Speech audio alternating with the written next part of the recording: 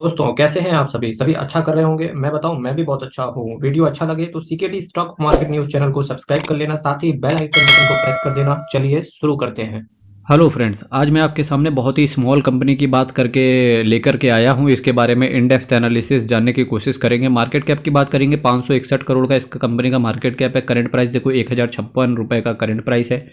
High company ने 1080 का लगाया, लो देखो 470 का लगाया। स्टॉक का पीई देखो चूंकि 31 का है, काफ़ी महंगा हो चुका है। तो जो नए इन्वेस्टर थे डेफिनेटली उनको अगर ये कंपनी पसंद आती है तो बहुत छोटी सी क्वांटिटी के साथ जाएं।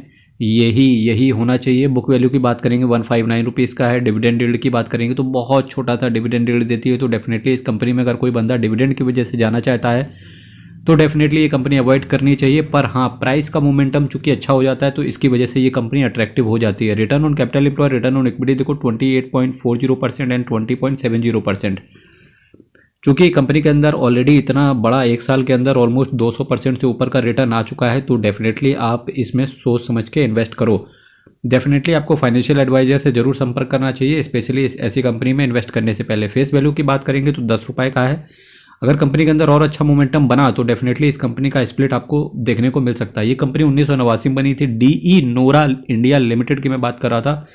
सब्सिडरी है of the multinational company De Nora group, Italy. The company is engaged in the manufacturing, refurbishing and selling of cathode and anode electrochlorinators and cathodic protection system. ये कंपनी का थोड़ा सा यूनिक टाइप का business है।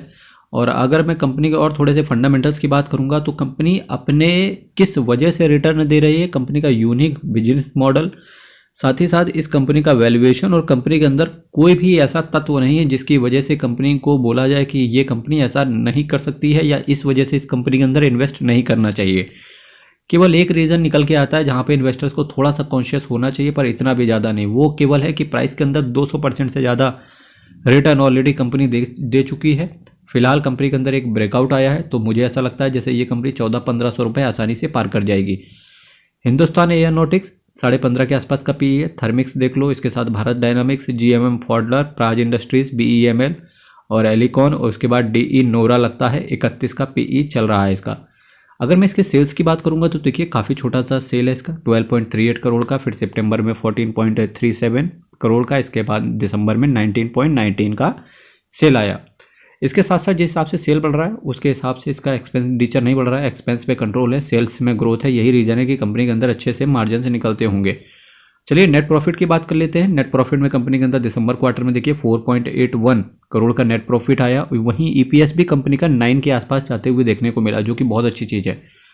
चूंकि अभी इस company में मेरे हिसाब से जब तक इस कंपनी का आप 31 मार्च के रिजल्ट्स देख ना लो, एनुअल रिटर्न देख ना लो, जो कि रिसेंटली अब आने ही वाले होंगे, तब तक इस कंपनी में जंप मत करना। क्योंकि अगर रिटर्न यहाँ से या नेट प्रॉफिट यहाँ से या ईपीएस यहाँ से अगर थोड़ा सा भी नीचे आए तो डेफिनेटली ये शेयर प्राइस आप पता नहीं लगा पाएंगे कि 30 से 40% आसानी से ये शेयर प्राइस टूट जाएगा। पर हाँ, अगर ये जो नेट प्रॉफिट आपको 4.81 करोड़ का दिख रहा है, अगर ये नेट प्रॉफिट 5 करोड़ के भी ऊपर चला गया तो डेफिनेटली शेयर प्राइस यहाँ से भी डबल कर जाएगा आने वाले 3 महीने में। ईपीएस अगर 9 से सीधे सीधे 15 या 18 के रेंज में पहुंचा तो शेयर प्राइस यहाँ से डबल कर जाएगा। अगर ईपीएस 9 से नीचे गिरा तो डेफिनेटली शेयर प्राइस यहाँ से बहुत ज़्यादा करेक्ट हो जाएगा, ठीक है, और फिर आप फंसे रह जाएंगे। तो इस वजह से मैंने इस शेयर प्राइस को लाया है। हाँ, कंपनी के अंदर कोई ख़राब चीज़ नहीं है, पर चूँकि क्या होता है कि थोड़ा सा भी जब जो छोटी सी कंपनियाँ होती है ना, उनको मैनिपुलेट करना आसान होता है, ठीक। कोई भी बंदा 50-60 करोड़ रुपए लेके बैठ जाएगा तो रोज़ अपर सर्किट लगवाए ऐसे शेयरों में, तो इस चीज़ का आप ध्यान रखें, ठीक है। पर चूंकि रिटर्न बनता है छोटे शेयरों से, तो ऐसे शेयरों से आपको क्या करना होता है कि वीडियो बार बार देखना होता है। 4-5 यूट्यूबर्स के, 8-10 यूट्यूबर्स के, जो भी यूट्यूबर्स अच्छे अच्छे शेयर्स के बारे में आपको बताता है, फंडामेंटल्स के बारे में बताता है, उस शेयर से ग्रोथ के बारे में बताता है, तो आपको अपडेट रहना पड़ता है ताकि जब कोई कंपनी स्ट्रगल फेज में हो तो आप उसको उठाओ। और चूंकि फंडामेंटल्स अच्छे आते हैं उस कंपनी के, अगर अच्छे आते हैं तो डेफिनेटली आप रिटर्न जब बनाओगे तो आपको भी खुशी मिलेगी। अल्टीमेट आपका एम ये होना चाहिए स्टॉक मार्केट के अंदर पैसा कमाना, न कि किसी कंपनी से बंधना। समझ गए आप लोग। शेयर कैपिटल की बात करेंगे तो 5 करोड़ का शेयर कैपिटल था। रिजर्व एंड सरप्लस देखो कंटिन्यूसली इंक्रीमेंट है, 56 करोड़, फिर 62 करोड़, 77 करोड़ एंड देन 79 करोड़ का। बोरोविंग्स कंपनी के अंदर थी मार्च 2020 के आसपास कंपनी के अंदर बोरोविंग्स थी। फिलहाल शॉर्ट टर्म की बोरोविंग्स की बात करेंगे, कोई भी नहीं है। लॉन्ग टर्म बोरोविंग्स कोई भी नहीं है। अदर लाइबिलिटीज थोड़ी सी पड़ी हुई है 11 करोड़ की, और आसानी से दिखता है कि पेमेंट हो जाएगी, कोई दिक्कत वाली बात है नहीं। कैश फ्लो चूंकि मार्च 2022 में नेगेटिव था, अगर ये यहाँ से और नेगेटिव होता हुआ देखने को मिला मार्च 2023 में कैश फ्लो, तो डेफिनेटली शेयर प्राइस आधा हो जाएगा। पर अगर कैश फ्लो पॉजिटिव देखने को मिला तो शेयर प्राइस यहाँ से भी डबल हो जाएगा। डेटर डेज में अच्छी चीज़ है कि मार्च 2022 में डेटर डेज जहाँ मार्च 2021 में 79 डेज़ के थे, वहीं मार्च 2022 में 58 डेज़ के हो गए। अगर डेटर डेज भी 45 दिन से कम हो गए मार्च 2023 के रिटर्न में, तो डेफिनेटली ये शेयर प्राइस यहाँ से डबल होते हुए देखने को मिलेगा। अब ये जो मैं प्रोस एंड कॉन्स बता रहा हूँ, ये आपको देखने पड़ेंगे मार्च 2023 के रिटर्न में। इसके लिए केवल आपको क्या करना पड़ेगा, मेरे चैनल को सब्सक्राइब करना पड़ेगा। जैसे ही इस कंपनी के रिजल्ट्स आएंगे मार्च 2023 के, मैं आपके सामने एक पर्टिकुलर वीडियो लेकर के आऊँगा, ठीक है। फिलहाल यहाँ पे प्रोमोटर्स का होल्डिंग्स आ चुकी है। प्रोमोटर्स की होल्डिंग देखिए मार्च 2023 में 53.68, जो कि मेंटेन करके रखा हुआ। FIIs ने कंपनी के अंदर स्टेक डाला है। DIIs ने अभी तक कोई कंपनी के अंदर स्टेक नहीं बनाया है। फिलहाल पब्लिक ने बहुत पेल के हिस्सा कंपनी के अंदर भर लिया है, जो कि है 45.76% का।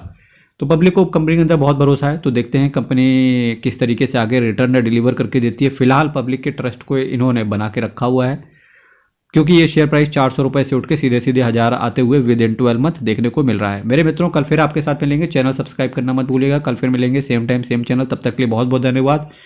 कोशिश जरूर रहेगा जब तक मार्च 2023 के आप कंप्लीटली रिजल्ट्स देख ना लो, ठीक है। तो इस चीज़ पे ध्यान रखिएगा। बहुत बहुत धन्यवाद।